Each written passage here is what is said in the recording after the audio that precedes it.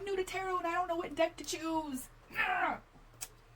Don't worry, I got you. Nisi Ivam with Ivam Tarot, and we're going to talk about this. All right, now before we even get to the point of talking about cardstock and the size of the card and the glossiness, we need to talk about what type of tarot deck that you are going to start learning on. Now, let's remember, if you are new, like new to tarot, your goal, more than likely, is to actually learn the tarot system, okay? It is to actually start to understand the various symbology, the numerology, and when you pull a card, even if you have to refer to the little white book. Oh shoot, what does this card mean? Even when you address the little white book, there are still concepts that need to be understood in concert with the rest, okay? So that would be why I would suggest that you go with a Rider-Waite, not just based system, like a base deck, but the Rider-Waite deck.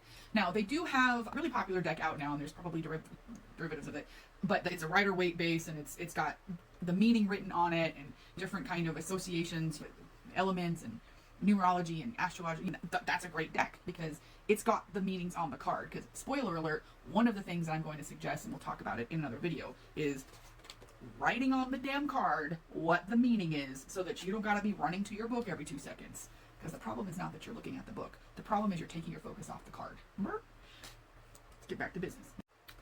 So I personally started with the Rider-Waite, but that's genuinely not why I'm suggesting that you do the same. Having started at the Rider-Waite, I was only with that deck for maybe about a year and a half, and then I quickly went to the Aleister Crowley, the Thoth deck.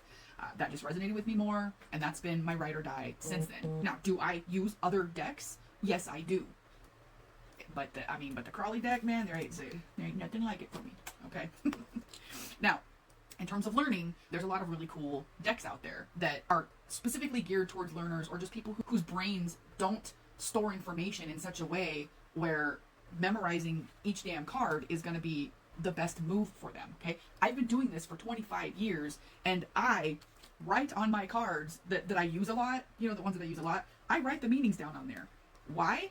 Because I am using my energy to be intuitive and to be psychic. I am not using my energy to recall what are all of the different meanings of the Eight of Swords, okay?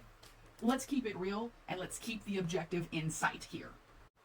So, to illustrate the point that I'm making, we're going to go through, for instance, the Four of Pentacles, the Four of Discs, the Four of Coins. Different deck makers make that symbol different things.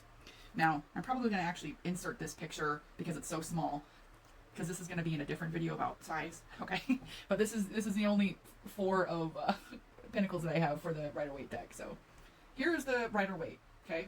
We've got a dude who is fiercely guarding his resources, okay? Now, if we talk about what is the meaning of the Four of Pentacles, we've got saving money or resources, cautiousness, conservation. There is also a degree of miserliness, okay? It just depends on how you're looking at it. So with that in mind, let's look at this deck. Does this deck seem to be conveying that exact concept to you? Not exactly, okay?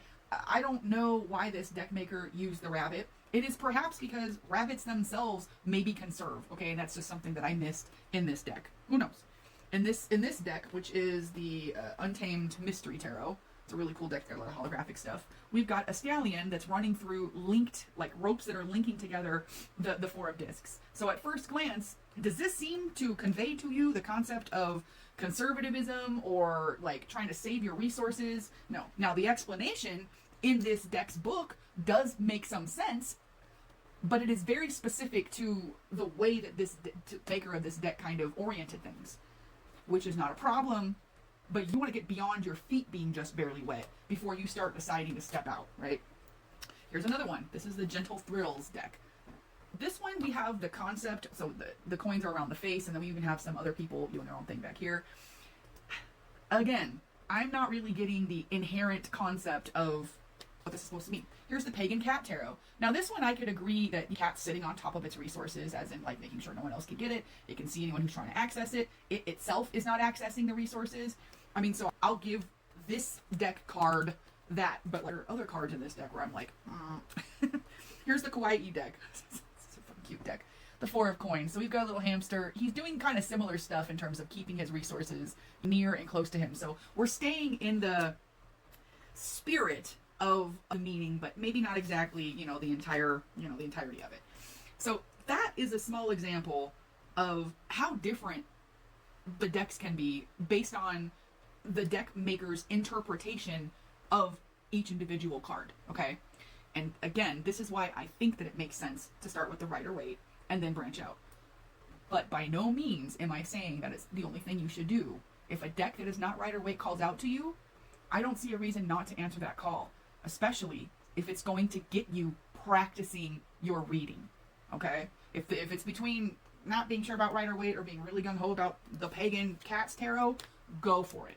Just know that if you're trying to learn the entire art of tarot versus just eke out readings, you might want to start at the foundation. That is what the majority of tarot is based on, okay? Now, I also want to point out, we didn't even really touch on the other two systems, the Tarot de Marseille or the Thoth. That I will do in another video.